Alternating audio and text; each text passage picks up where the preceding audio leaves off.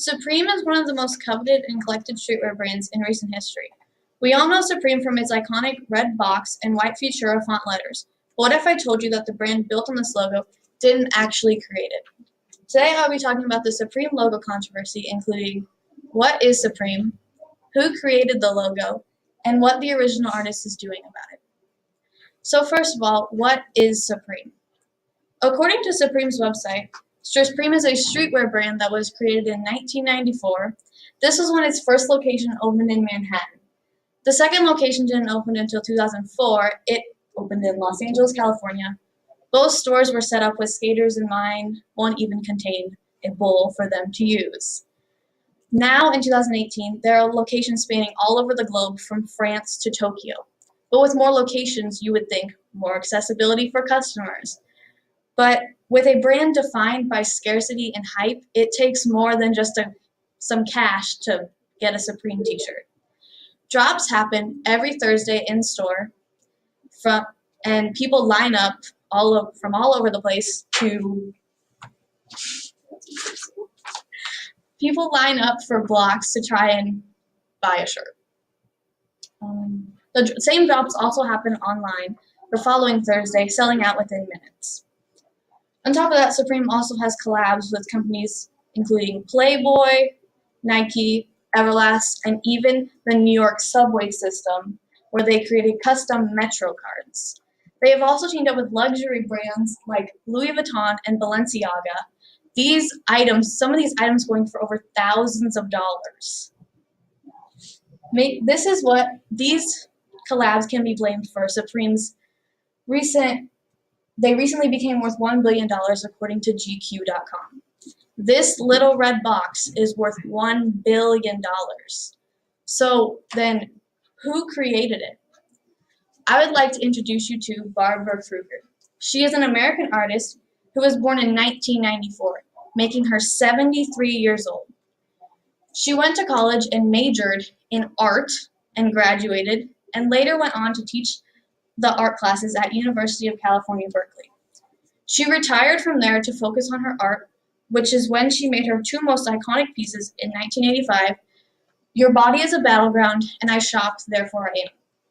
Now, just looking at these pieces, you can obviously see the resemblance between this and the Supreme logo, even though this was made years in advance. But if you still aren't convinced, maybe this will persuade you. Even the creator of Supreme, James Gibbia, admitted the logo was stolen from her work.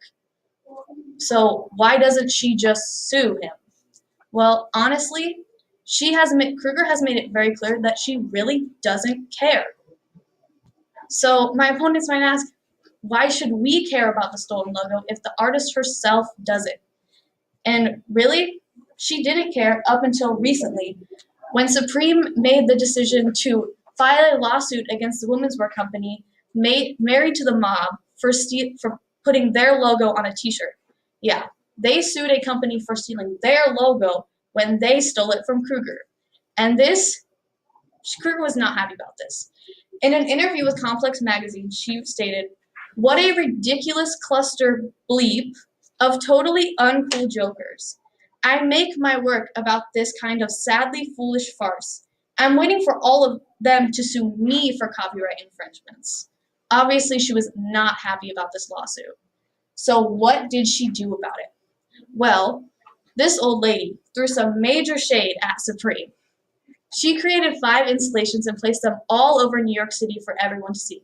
First one being a billboard, the second one being her own version of the Metro cards, which were passed out all over the New York subway, and even in my opinion, the shadiest of them all, a skateboard park plastered with the words, "Who owns what?" in her iconic red and white writing.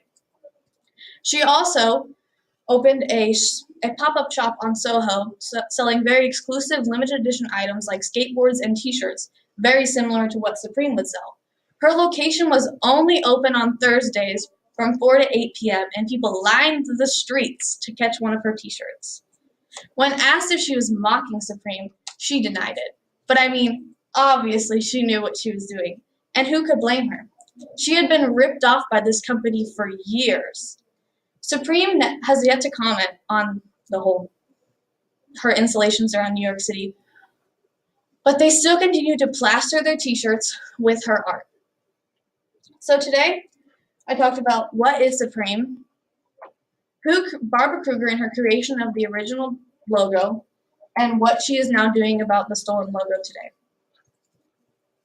Plagiarism is a huge issue in the art and fashion industries, and Supreme is just one example of a brand stealing a logo from a smaller artist. So next Thursday, when you're continually refreshing the Supreme website, trying to catch the latest drop, think of Kruger and the thousands of other artists whose work has been stolen. Thank you.